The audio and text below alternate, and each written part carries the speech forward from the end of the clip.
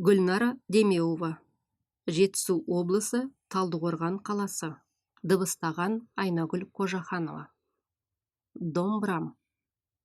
Ұлы дала үнін шерткен киелім. Құдіретіңе басымды мен иемін. Бірде мұңды, бірде ғажап күйіңмен кеңейтесін көңілдің көкжиегін. Ата-баба ақ арманын тербеген, егіздейсің кейде мұңмен, шерменен, жеткізесін қазаны да азалы, құлақ естіп, адам айтып көрмеген. Ғашық жанның алып ұшқан жүрегін, жеткізесің махаббаттың тілегін, әлі талай арасында жастардың, алтын көпір боларыңды білемін. Жеткізесің шежіресін елімнің, жеткізесің әр тынысын демімнің, көмбірімен қастерлеуді үйреттің, қасиетін ұлан ғайыр жерімнің.